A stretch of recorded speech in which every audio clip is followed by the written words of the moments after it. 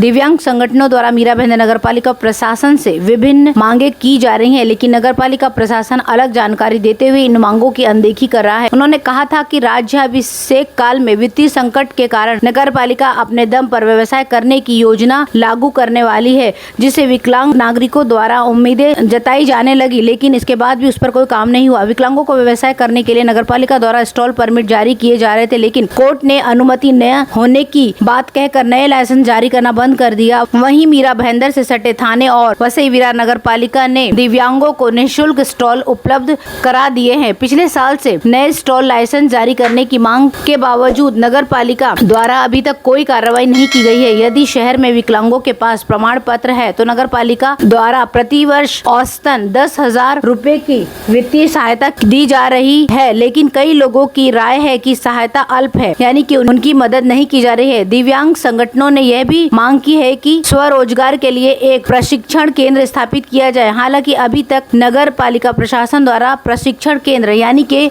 Workshop कोई भी स्थापित करने का निर्णय नहीं लिया गया है। नगर पालिका परिवहन सेवाओं की ओर से मुफ्त बस सेवा की मांग की गई है। इसी के मद्देनजर नगर पालिका ने विकलांगों को मुफ्त बस यात्रा मुहैया कराने का फैसला किया था, लेकिन अभी तक लागू करने के लिए आवश्यक कार्रवाई नहीं की गई है। बार बार मांग के बावजूद नगर पालिका प्रशासन उनकी अनदेखी कर रहा है।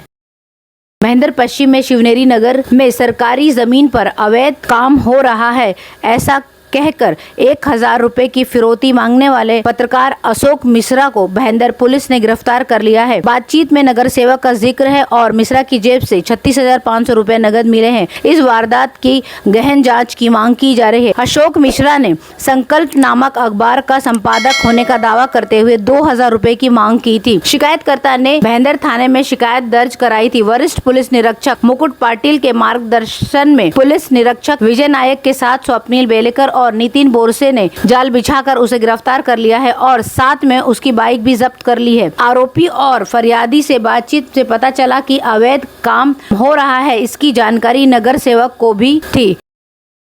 मीरा भाईंदर शहर में मनपा द्वारा शुरू किए गए वैक्सीनेशन केंद्र पर सप्ताह में 4 दिन वैक्सीन उपलब्ध न होने से नागरिकों को भारी परेशानियों का सामना करना पड़ रहा है। नागरिकों की इस परेशानी को दूर करने के लिए वैक्सीन का भंडारण बढ़ाने की मांग कांग्रेस के जिला प्रवक्ता प्रकाश नागड़े ने मनपा आयुक्त दिलीप ढोले को पत्र लिखकर की है। उन्होंने कहा है कि कोवैक्सीनेशन के 28 तथा कोविशील्ड के 84 दिन पूरा होने के बावजूद वरिष्ठ नागरिकों, महिलाओं समेत सभी तबके को वैक्सीन की दूसरी खुराक नहीं मिल पा रही है।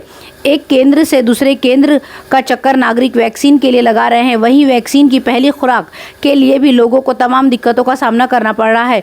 प्रकाश नागड़े ने कहा कि मनपा प्रशासन द्वारा रोजाना विशिष्ट ग्रुप के लोगों के वैक्सीनेशन के लिए परिपत्रक जारी किया जाता है, जबकि 18 से 44 वर्ष की उम्र के नागरिकों का वैक्सीनेशन बंद कर दिया गया है। उन्होंने कहा कि कांग्रेस के पूर्व विधायक मुजफ्फर हुसैन के मार्गदर्शन में शहर के सभी वैक्सीनेशन केंद्र पर पार्टी के सभी नगर सेवक पदाधिकारी अपनी सामाजिक जिम्मेदारी निभाते हुए नागरिकों की मदद कर रहे हैं।